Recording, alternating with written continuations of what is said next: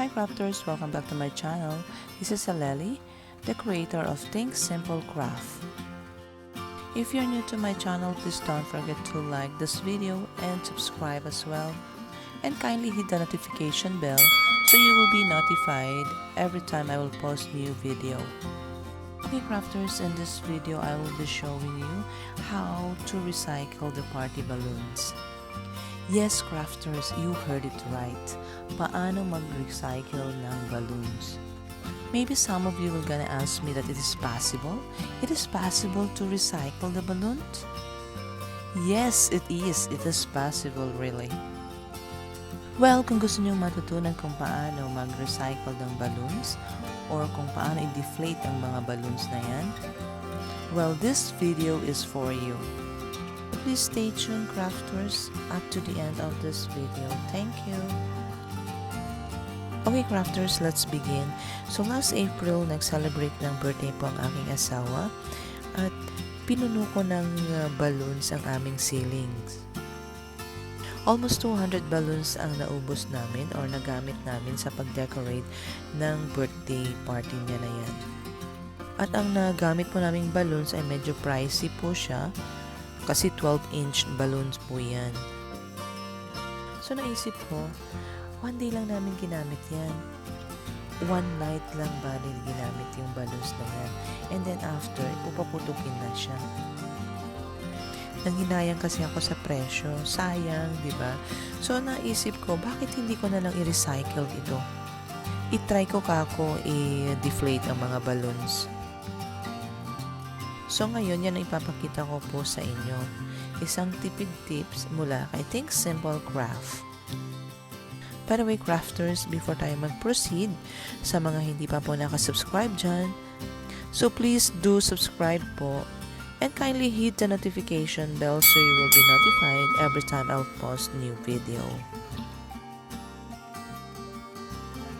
Ayan crafters, sa pinapakita ko po sa video, tinanggal ko po muna ang ribbon na nakasabit po sa balloons na pwede rin natin siyang i-recycle para sa ating next video or next project. So ayan crafters, ang una po natin gagawin ay ikot-ikutin lang po natin ang pinakadulo po ng balloons kung saan natin tinali. Ayan, luwagan lang po natin siya. Once nag-loose na po yung tali, pwede nyo na pong ipasok yung inyong daliri or yung finger and then hilahin nyo na lang po siya. Tatanggalin nyo na lang po yung tali. Then that's it. I-deflate nyo na po siya. Ganun lang po ka-easy, ganun lang po kadali i-deflate ang mga balloons. Malaking tulong po ito, no? Malaking tipid po ito kasi ang mahal ng balloons sa atin, lalo na sa Pilipinas, ang mahal-mahal ng balloons. Ayan crafters, ulit-ulitin nyo lang po ang procedure para po ma-recycle po natin lahat ng balloons. By the way crafters, ang pag-recycle po pala ng balloons ay hindi po lahat ng balloons ay pwede i-recycle. Depende po yun sa quality ng balloons. Gaya ng nasabi ko, ang balloons na nabili namin ay medyo maganda siya, pricey kasi siya, at syempre maganda ang quality niya.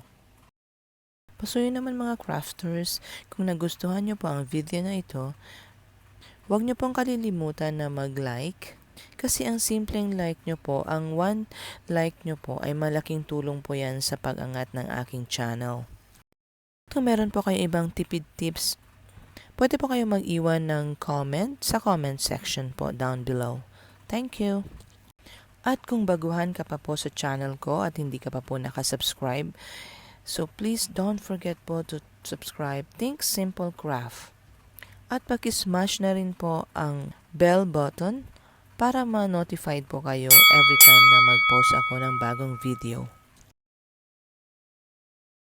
Another tip po pala, no, pag maglagay po kayo ng sabit sa balloons, huwag nyo pong masyadong higpitan ang ribbon para po madali siyang matanggal pag i-recycle na natin ang balloons at ang ribbons. Gaya po ng pinapakita sa video. Shoutout nga po pala sa aking 3,217 subscribers. Thank you so much, crafters, sa pag-support sa aking channel, sa pag-likes, sa pag-comment, at syempre sa pag-watch ng aking mga videos. Stay put lang po kayo. Marami pa po ako mga tipid tips na ipapakita or ibabahagi dito sa channel na ito. Okay, crafters, happy watching!